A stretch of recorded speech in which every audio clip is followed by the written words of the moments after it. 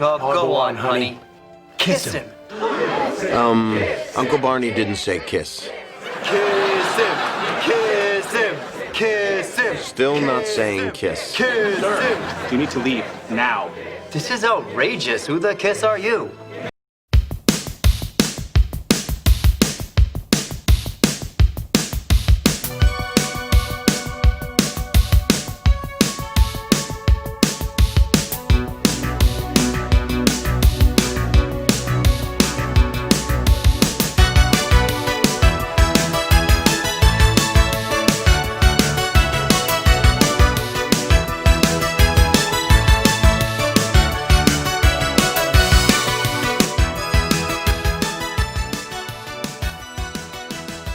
So, what is impoliteness? Jonathan Culpeper defines impoliteness as the parasite of politeness. He also defines impoliteness as a set of strategies that is employed to attack the interlocutor's face and to effect social disruption. The main purpose of Culpeper's theory of impoliteness is that the intention of the speaker to offend must be understood by the hearer. Before we move on with the strategies of impoliteness, let's get to know with the concept of face.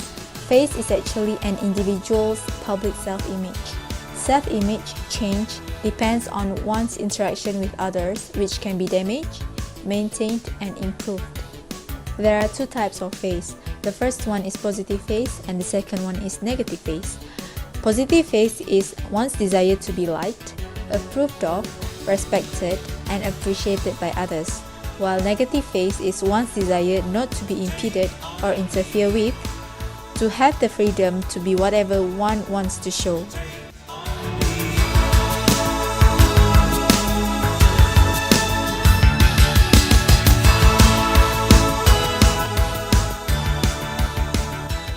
The first strategy of impoliteness is the ball on record. It is the face-threatening act, which is a threat to a person's face, and it is performed in a direct, clear, unambiguous, and concise way in circumstances where face is not irrelevant or minimized. It is the most obvious and straightforward strategy of impoliteness.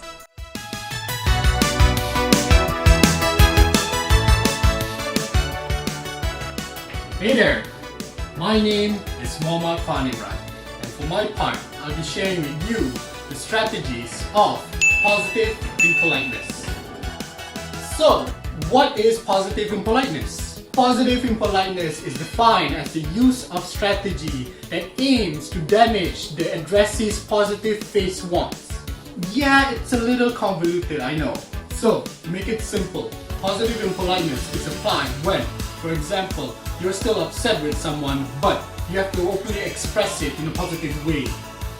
One of the strategies for this is just to plainly ignore that person, to completely disregard or acknowledge their presence at all. This can be done through the exclusion of activities, through the rejection of invitations, or through plainly just not replying that person. 2. The use of inappropriate identity marker. This is done when that person is using either a surname or a title when addressing the person. 3. The usage of secretive languages. What this basically means is the usage of code that is known to others but not to that person, thus ultimately leaving that person out of the conversation. 4. Plain and simple, the usage of swearing. Vulgar words and profanity is another way of you to imply your positive impoliteness.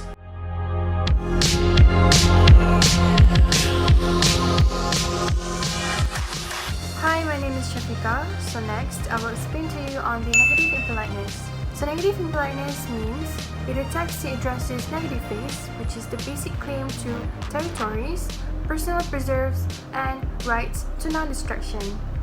The strategies for negative impoliteness include: number 1, frighten, which instill a belief that action detrimental to the other will occur. So number 2 is condescend, scorn, or ridicule, which emphasize your relative power. For example, talking back to your parents or teachers, or even belittle others. Number 3 is invade the other's space. For example, when you position yourself closer to the other than the relationship permits. and also when someone asks for or speak about information which is too intimate given the relationship. So these can make the other person uncomfortable, or they could feel like we have invaded their privacy.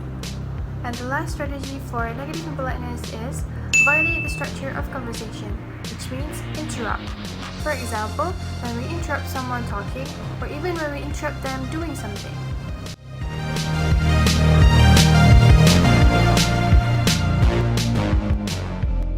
So hello there! In this section of the video, I would be talking about what we love to hear from our mother, which is being sarcastic. You get it? I put a sarcastic joke over there. Get it? Get it? Yes? Yes? No? Okay, never mind. But seriously speaking, today we would be talking about sarcasm or mock politeness.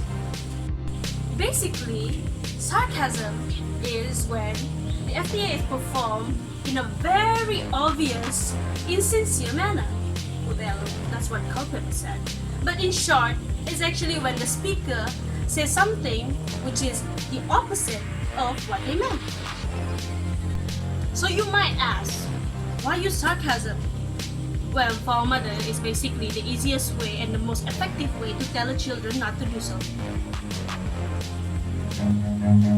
Run. Okay, to continue back to where we left, sarcasm is actually used to mock someone in a very polite way. Apart from that, it is also used for comedic relief. So how do you detect sarcasm? Good question. Well, in order to detect someone being sarcastic, it's usually by two ways, which is their tone and second, the context. So when someone is being sarcastic, usually they will use falling intonation or they will stretch out the words.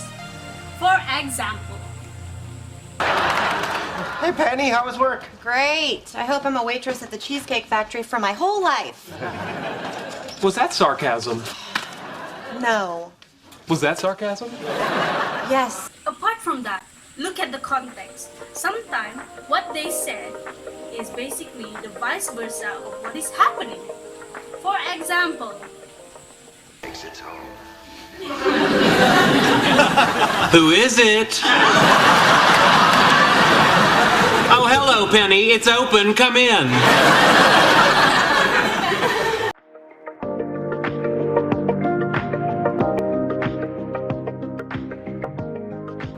Back with me again, so now I will explain to you on the withhold politeness.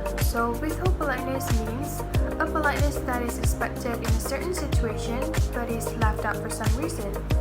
Some instances of withholding politeness involve the absence of manners that are expected from anyone in a normal interaction.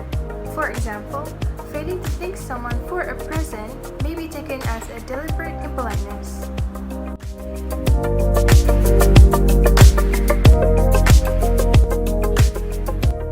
Now I'm going to share with you guys about the concept of intentionality. I'll start my explanation by giving you a situation. If I think of something, for example a guitar, something in my thoughts pick out a guitar. If I think of clothes, something from my speech refers to clothes. This feature of thoughts and words, whereby they pick out, refer to, or are about things, is intentionality. In other words, intentionality is aboutness. Many mental states exhibit intentionality. If I believe that today is going to be sunny, then this belief of mine is about today's weather, that it will become sunny. Desires are similarly directed at or about things. If I desire a delicious cake, my desire is directed at the cake and the possibility that it will be delicious. Imaginings seem to be directed at particularly imaginary scenarios, while regrets are directed at events or objects in the past, as are memories. And perceptions seem to be similarly directed at or about the objects we perceptually encounter in our environment. We call mental states that are directed at things in this way intentional state. And that was about the concept of intentionality. So me and my group members have shared everything regarding impoliteness. I guess that's all. Thank you.